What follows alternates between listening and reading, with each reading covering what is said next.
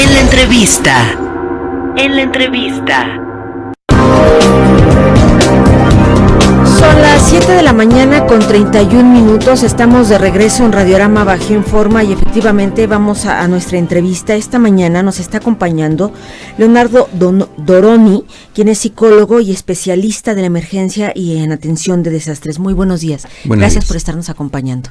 Gracias, muy buenos días. Hoy tenemos que agradecer doblemente porque viene llegando de la Ciudad de México.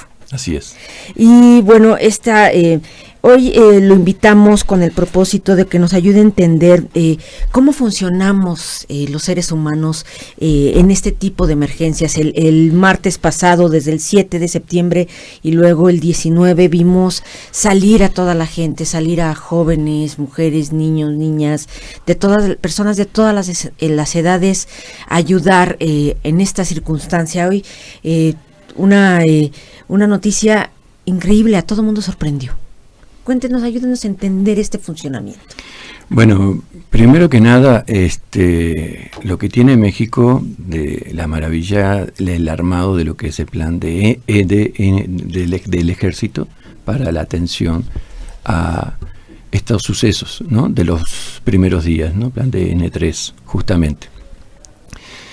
Por otro lado, tenemos que ver que en una situación de desastres tenemos que atender lo que implica las situaciones del antes del desastre, el durante y el después. Son 3 etapas distintas. Entonces, cada lugar, cada situación va a depender de la situación del antes, cómo estaban constituidos, los vínculos sociales, los problemas de la sociedad, ¿sí? En general.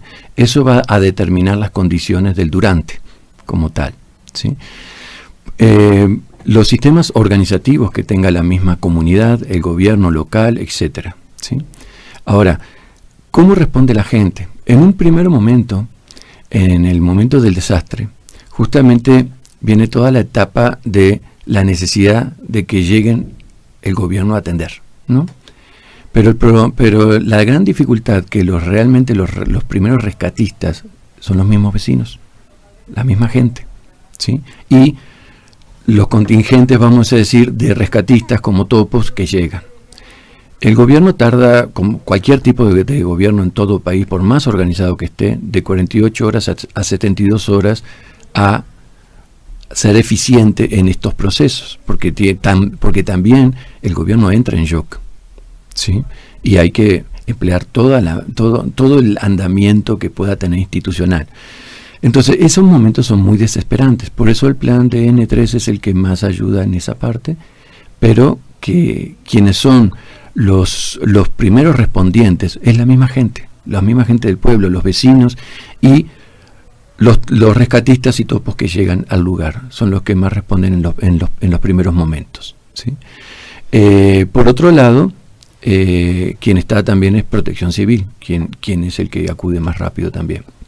Ahora, nosotros tenemos que ver que en esos momentos, si no estamos preparados, por eso los simulacros, que a veces lo toman como en broma, un poco de apatía, pero los simulacros es para que nos preparemos, porque el desastre no es el tema natural, el desastre es más bien nosotros como personas que no nos preparamos en esas condiciones. Exactamente. Entonces, desde esos lugares implica que el efecto de un sismo, vamos a decir, que no se puede predecir como puede ser un huracán, va a responder de acuerdo a la educación social que haya al respecto. Pero aparte de la educación social, tiene que ver elementos de cómo están construidas las casas, si se respetan todos los reglamentos de construcción, etcétera, ¿no? Y eso vemos que a veces falla mucho, ¿sí? En estos primeros momentos la gente queda en shock, vamos a decir, de 4 a 5 días. El tema del shock es que tenemos mucha gente paralizada, enlentecida, y también tenemos gente que le llamamos que se tiene que disociar o son funcionales, pero no sienten, ¿sí? Entonces, gracias a que no sienten, pueden funcionar, justamente, ¿sí? Y esa es la gente que ayuda al principio. Hemos encontrado mucha gente, los rescatistas mismos, que pasan 3 días sin dormir y no se dan cuenta, no se hidratan, no comen, o sea, se van quemando, por decirlo así, ¿sí? Entonces, lo que nosotros vemos que hay etapas. Los 4 o 5 primeros días las personas están ya en shock y tenemos que atender a los rescatistas. Tenemos que cuidar a quien cuida, ¿sí? Claro. Después de esos 4 o 5 días empieza la gente a despertar.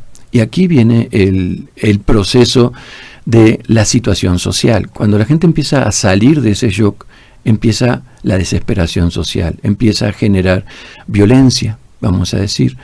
En cuanto una persona está muy alterada, muy estresada, ¿sí? Entonces cualquier cosita lo pone reactivo y reacciona hasta violentamente, igual con la pareja, con los hijos, con los vecinos, ¿sí? Y empiezan a pelear contra el gobierno y contra los mismos que están rescatando, ¿sí?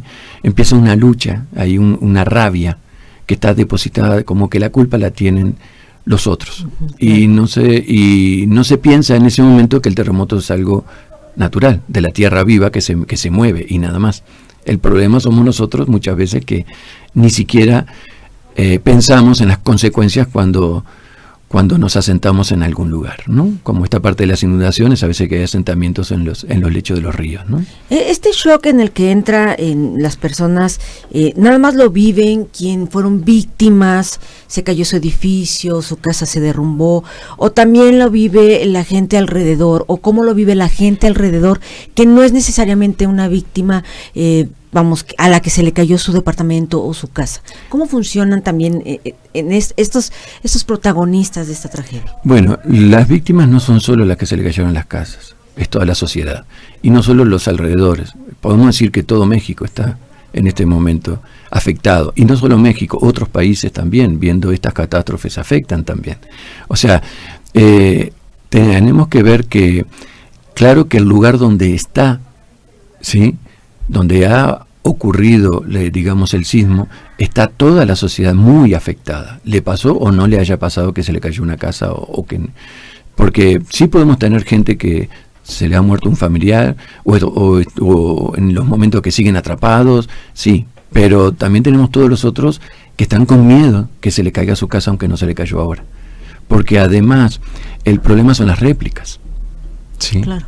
Porque muchas veces no hay los suficientes personal de lo que son preparados, de los estructuralistas, para ver inmediatamente todas las casas a ver si están muy dañadas en su estructura o no. Entonces, mientras llegan a pasar, pasan días.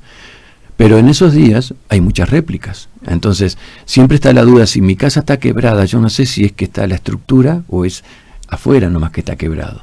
Entonces, ¿qué pasa si viene una réplica y se me cae la casa encima? ¿Sí? Entonces eso hace a que la gente esté durmiendo afuera, ¿sí?, por el miedo a entrar. Ahora, aquí hay muchos mitos. Hay mucha gente que ve su casa, hasta allá está que la estructura destruida, no es habitable, pero la gente asocia el momento del evento, el momento del terremoto con la hora. Por ejemplo, si fue de día, como fue este último caso, la gente hasta se vuelve quizás a dormir en la casa y sale durante el día, pensando que en la noche no va a haber réplicas. Claro. En el otro, que fue más en la noche, se asocia a la noche, por lo tanto yo no voy a entrar a casa a dormir, aunque mi casa esté bien, de por las dudas nomás. Pero en el día, que estoy afuera, entro al baño, voy a lavar, hasta cocino quizás como si la réplica no pudiera venir en un instante que te agarre en el baño adentro de la casa, ¿no? Entonces esos mitos hacen también a esa dificultad. Por otro lado, que se asocia la hora del suceso del terremoto con lo que puede pasar después a esa hora. En esta ocasión también vimos una gran solidaridad y continuamos observando mucha gente solidaria, donando, acudiendo, apoyando, y por otro lado vimos el fenómeno, sobre todo a través de las redes, de mensajes de solicitud de víveres, de solicitud de medicinas, de solicitud falsos. Las redes se convirtieron sí en una gran ayuda, pero también en un canal de mentiras y en un canal de solicitud.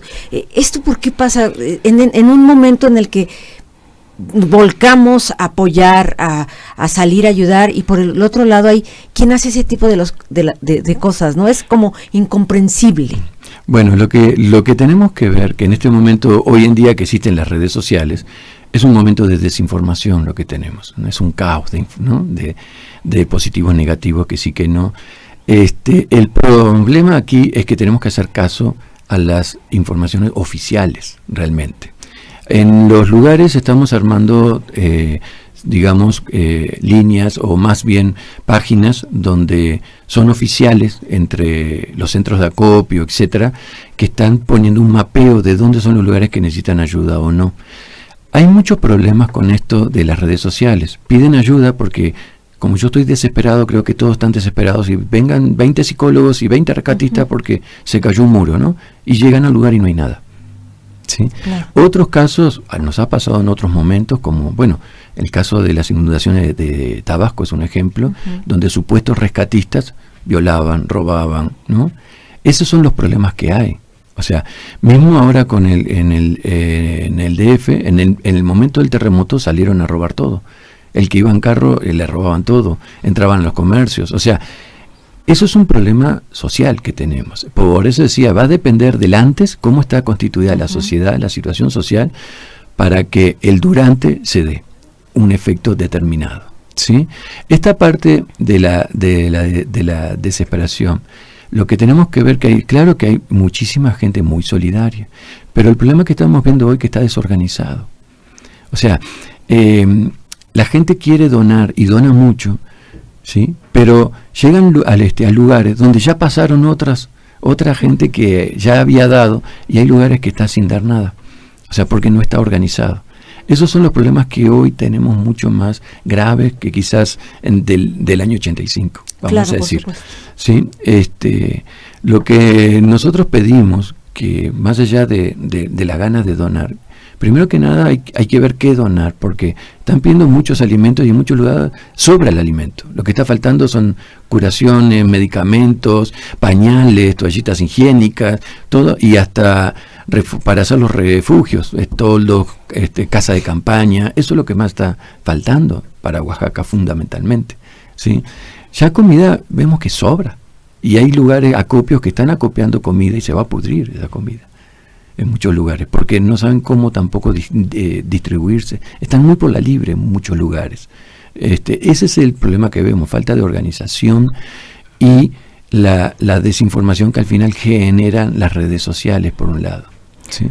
Por eso es importante oficializar la parte de los centros de acopio, que hay como unas peleas a veces entre un centro de acopio y otro, ¿no? Como para ponerse cualquier cantidad. Sí, ¿no? Sí, pero a veces para ponerse las estrellitas a nivel personal. Entonces, eso es lo que tenemos que luchar contra eso. Aquí no se trata de las estrellitas personales, aquí se trata de que nos organicemos para ayudar mejor y para multiplicar la ayuda. Porque si nos peleamos entre todos, ¿quién es quién? ¿Sí? La ayuda a veces no llega o llega mal, vamos a decir, a lugares donde realmente no se está ayudando, ¿no? Realmente. Entonces, ahí hay que ir. ¿Pero cómo? Con la información. Por eso tenemos que juntarnos, vamos a decir, organizarnos. Estamos proponiendo que los centros de acopio que son espontáneos se vayan organizando uno por zona con otros, para saber dónde están enviando comida, dónde están enviando ayuda, ¿no? Que se vayan comunicando entre sí. Por eso esta parte de armar una página, de armar un mapeo de los lugares donde sí están llegando y los lugares donde no, bueno, mandar las brigadas para ahí. También pasa con los psicólogos, también pasa con los médicos, ¿sí? Porque una cosa son los albergues y otra cosa son los refugios. Los albergues son los institucionalizados, vamos a decir. Los refugios donde la gente se junta y a veces simplemente se queda en la calle velando su casa, por decirlo así, ¿no? Su casa muerta. También es esta parte que por más que se obligue a ir al albergue que se solicita, también hay que entender que la gente, su casa es como un miembro de su familia que está muerto, y tiene que pasar el velatorio, por decirlo así. Por eso quedan durmiendo al frente de la casa destruida y no van a los albergues. Pero esta parte psicológica no se comprende todavía, ¿sí? Entonces, como esa gente no le recibe la ayuda, más allá de los vecinos que pasan en camionetas, dando comida, pero como no está ni controlado esa parte, entonces dan, y ahí vienen otros efectos de lo que implica las enfermedades, los problemas infecciosos, no hay baño, no hay, o sea, la situación sanitaria no se controla, y el hecho de la angustia, la ansiedad, te hace comer, y tenés mucha comida que pasa, muy solidaria la gente, pasan, pero comes, y bueno, y eso tenés que sacarlo por algún lado también. Claro, y eso, al no haber baños, generan focos infecciosos, por eso también hay que controlar esa parte, porque después tienen el riesgo de una epidemia como tal. Entonces, por eso son etapas, los primeros 4 o 5 días, después viene otra etapa de 2 o 3 semanas sobre esta situación, y después viene el riesgo de las epidemias también, ¿sí? Porque ahora hay ciertas enfermedades controladas, en cierto caso, respiratorias, enfermedades justamente gástricas, ¿sí? Infecciosas, ¿no? Pero eso se puede ir en 15, 20 días más, se va a ir de las manos si no hay un control. Ese es el riesgo a la población que hay también. Y la violencia social, porque la desesperación hace a que la gente se vuelva muy individualista de los que están afectados, vamos a decir, se roban entre sí, ¿sí? Van igual 5 miembros de una familia a hacer fila para agarrar lo que le vienen a donar a cada familia y entonces se ponen uno tras del otro y al final son 5 donaciones para una sola familia en vez de que sea una, ¿no? Entonces todo esto son los efectos que hace al proceso del individualismo producto de la sobrevivencia, la necesidad de sobrevivir. Pero aquí hay que ver que hay que tomar conciencia que si no sobrevivimos colectivamente, no vamos a sobrevivir en ese sentido, porque la reconstrucción después se va a dar de acuerdo a esa colectivización que haya habido en el durante. Si no hay ese proceso de aprendizaje, de enseñanza, de que colectivamente vamos a salir juntos, pues si no hay eso, la gente no va a salir. Tenemos países que hace 5 o 6 años que siguen viviendo en casa de campaña. ¿Sí? Entonces esos son los problemas que tenemos, que ahora en estos momentos de crisis, justamente la crisis se habla de lo que hay una ventana de oportunidad en la crisis, de cambiar la vida, de cambiar la calidad de vida y cambiar los procesos, y es donde nosotros entramos también a trabajar, a poder pensar entre todos un nuevo tejido social, donde desde la solidaridad, desde la colectivización, podemos justamente en la reconstrucción salir más rápido y para todos. Marta, querías hacer una pregunta. Sí, bueno, usted viene de Oaxaca, viene justo llegando de México, nos decía Paola que venía de dar una capacitación. ¿Qué es lo que hacen específicamente ustedes para ayudar a estas personas o de qué tratan este tipo de capacitaciones? Y bueno, ¿qué es lo que podría venir para las próximas semanas? Bueno, en las capacitaciones, primero como digo, son etapas. En estas capacitaciones es para estos primeros momentos que implica cómo es el autocuidado, fundamentalmente, lo que implica qué hacer en el caso de una réplica, ¿sí? Lo que aquí en México han hablado del triángulo de la vida, ¿sí? Dónde colocarte, etcétera. Pero también empezamos a hacer los primeros auxilios psicológicos. Damos técnicas de primeros auxilios psicológicos justamente para la descompresión emocional también. Y la descompresión emocional también a nivel físico, ¿sí? Por todas las tensiones que se viven. Esos son los primeros momentos que a su vez le damos la característica de organizar, juntar a las personas que espontáneamente se hacen líderes, organizarlos para empezar a ser multiplicadores también, porque las capacitaciones que hacemos no es solo para los que capacitamos, sino que esos tienen que capacitar a otro grupo. Claro. ¿No? Pedimos que vengan, hasta hacemos capacitaciones en la calle, en las plazas, vamos a decir, y a todos los vecinos que andan por ahí los llamamos y que vengan y que ellos trabajen con su familia y a su vez con otras familias o otros grupos que tengan, que sean multiplicadores de todo esto. ¿Sí? Porque para los primeros auxilios psicológicos no tienes que ser profesional, tienes que saber escuchar y usar algunas técnicas nada más. Esos son los primeros momentos. Y para los profesionales, buscar la manera de organizar a la gente que ya está activa, a los líderes, etcétera, ¿no? Ser organizados en esa parte. Una situación también muy importante en esta situación es están saliendo precisamente los líderes, los vecinos a organizarse, pero no quieren al gobierno, no quieren a estas instituciones que están de alguna manera formalmente organizadas y que podrían conocer un proceso organizativo. ¿Cómo convencernos, por otro lado, también de que pues tienen que intervenir en esta situación de reconstrucción organizaciones empresariales, organizaciones sociales, ONGs, están saliendo a decir, a ver, nosotros nos vamos a encargar de hacer fideicomisos para la reconstrucción, pero no queremos al gobierno. Sí. Ese rompimiento que hay con esas instituciones oficiales. Bueno, este es otro problema que decimos del antes. De acuerdo a lo que había el antes, el durante va a ser más complicado. Y el tema que la población tiene que separar lo que es las personas del gobierno a lo que son las instituciones de gobierno. Necesitamos a las instituciones de gobierno. Una, por todas las estructuras que tiene, por todos los niveles de comunicación que hay, justamente. Entonces, también es una forma, de alguna manera, de activar la ciudadanía, lo que es el control a las instituciones, ¿no? Las instituciones de todos, no es de la persona que está hoy, le toca de turno en el gobierno. Implica hacerse responsable como ciudadano también. Entonces, sí hay que ver que no se trata de pelearse con todo lo del gobierno, porque se necesita el gobierno. Eso es una realidad, ¿sí? Lo que estamos hablando es que se necesitan las instituciones de gobierno. Entonces, hay que entender que las instituciones del gobierno, con que son de la ciudadanía, con que antes a mí no me interesaba nada, pero hoy tengo que ver que, claro que Secretaría de Salud a mí me interesa y es mía también. Claro que Protección Civil también es nuestra. Claro que no todas las instituciones son nuestras, de hecho. Están quienes representan o que es otra cosa, pero nosotros tenemos que trabajar ad hoc junto con ellos. Normalmente buscamos hacer una mesa de crisis en cada lugar. En la mesa de crisis implica estar, por ejemplo, Secretaría de Salud, Protección Civil, implica estar delegados o representantes de vecinos, ¿sí? Porque son los activistas, los vecinos que están y saben dónde están haciendo censos. Pedimos que hagan censos. Uno dice, pero eso es Secretaría de Salud, sí, pero nosotros tenemos que hacer censos también. Estemos donde estemos. ¿Cuánta gente hay en una esquina? Que justamente las instituciones abarcan más a los albergues, ¿sí? Recién después salen a las calles, pero mucho después, ¿sí? Pero por eso es importante estar en conjunto, que la información que damos como vecinos a las instituciones y las instituciones que den la información al grupo de vecinos también.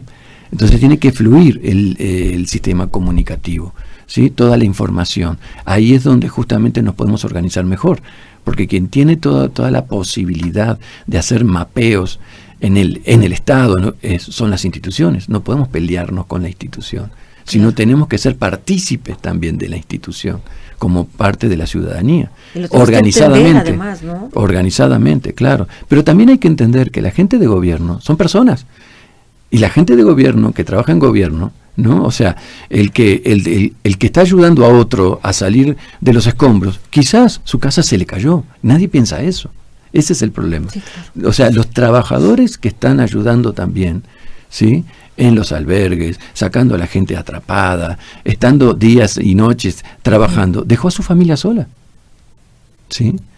Y eso es lo que no se ve a veces, que mismo el que me está ayudando a veces no tiene ni él ayuda para su familia, ¿sí? Me ha pasado ayer justamente que una persona de alto cargo de Secretaría de Salud pidiéndome un toldo, una carpa, una casa de campaña, porque su familia está en la calle y no tiene dónde dormir. Y se estaba mojando.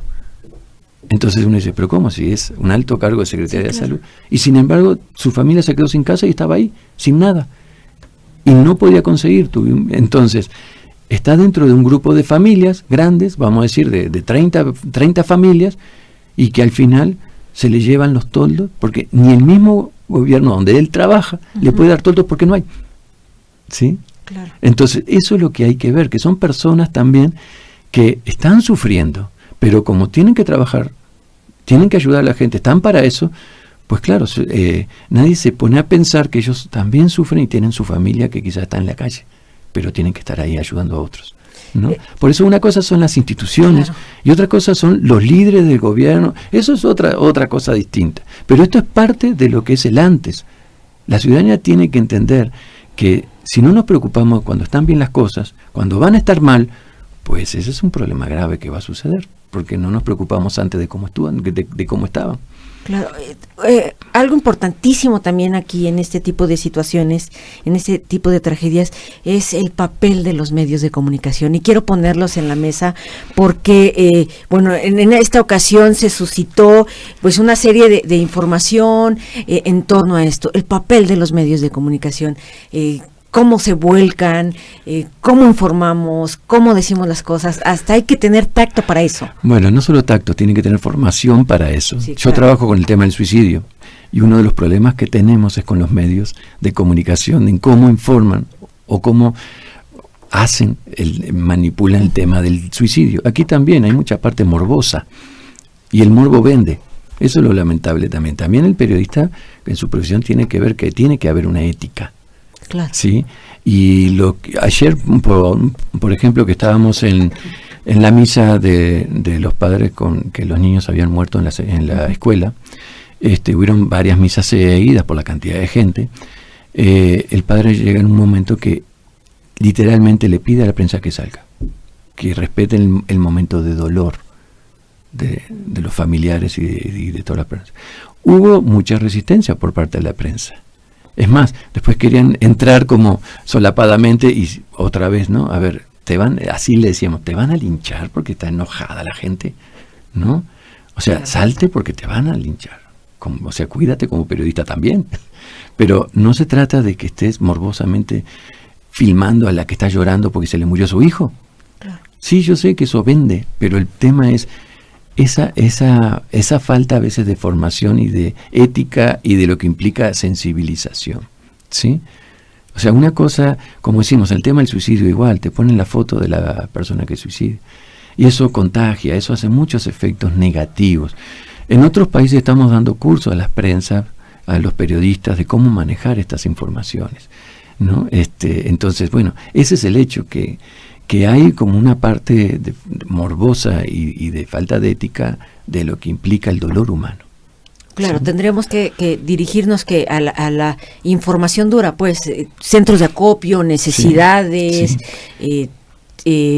sobre esa línea de trabajo exclusivamente. Sí. Y después está el tema de los cercos mediáticos que se forman con ciertos medios también, donde no dejan entrar a otros medios. Sí, claro. ¿No? Entonces, bueno, todo ese tema de lucha de poder, pues el más grande se come al más chico, ¿no?